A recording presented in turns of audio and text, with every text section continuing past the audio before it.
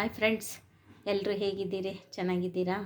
ನಾವು ಚೆನ್ನಾಗಿದ್ದೀವಿ ಅಂದ್ಕೊಂಡಿನಿ. ಈಗ ಈ ಸಂಜೆ ಮೀಸಾಳು ಅಂತ ಮಾಡ್ತೀವಿ ಸ್ಪೆಷಲ್ಲು. ನೋಡಿ ಐಟಮ್ ಏನೇನು ಬೇಕು ಅಂತ.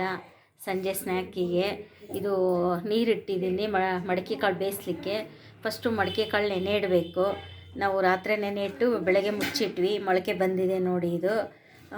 ಇದನ್ನು ಬೇಯಿಸೋಕೆ ಹಾಕಬೇಕು ಮಡಕೆ ಕಾಳು ಚೆನ್ನಾಗಿ.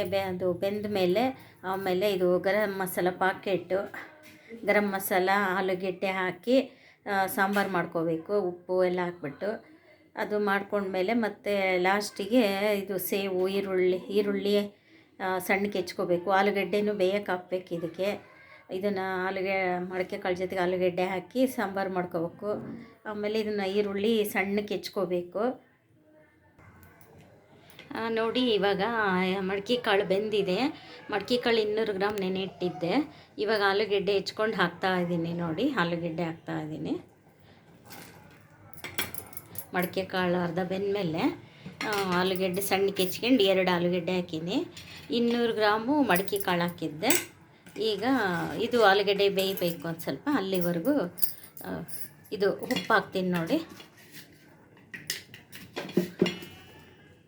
ಇದರಲ್ಲಿ 2 ಸ್ಪೂನ್ ಉಪ್ಪು ಹಾಕ್ತೀನಿ ನೋಡಿರಿ. 2 ಸ್ಪೂನ್ ಉಪ್ಪು ಹಾಕ್ತೀನಿ.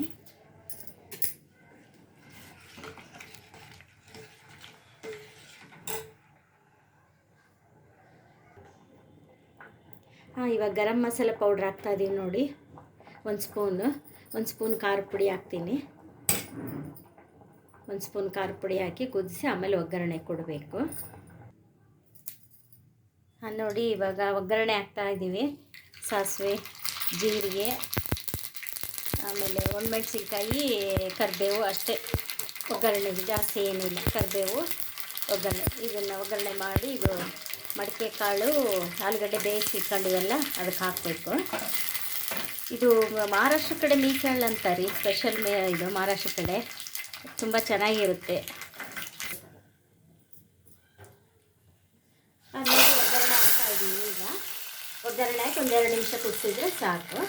ಇದು ಸಾಂಬಾರು ರೆಡಿ. ಇದು ಗರಂ ಮಸಾಲ.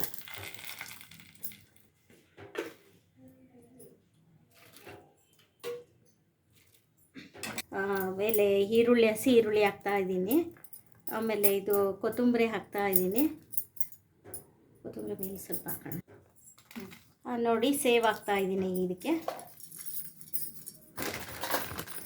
ಸೇವ್ ಹಾಕ್ತಾಯಿದ್ದೀನಿ. ಕೊತ್ತಂಬರಿ ಇಷ್ಟು. ಆಮೇಲೆ ಇದಕ್ಕೆ ಹಿಂಗೆ ಬ್ರೆಡ್ ಪೀಸ್ ಮಾಡಿ ಈ ಥರ ಪೀಸ್ ಮಾಡಿಕೊಂಡು ಡಿಪ್ ಮಾಡ್ಕೊಂಡು ತಿನ್ಬೇಕ್ರಿ. ಈ ಥರ ಇದರೊಳಗೆ ಈ ಥರ ಮಾಡಿಕೊಂಡು ಹಿಂಗೆ ಡಿಪ್ ಮಾಡಿಕೊಂಡು ತಿನ್ನಬೇಕು. ಮಹಾರಾಷ್ಟ್ರದ ಕಡೆ ಸ್ಪೆಷಲ್ಲು, ಸಂಜೆ ಸ್ಪೆಷಲ್ಲು.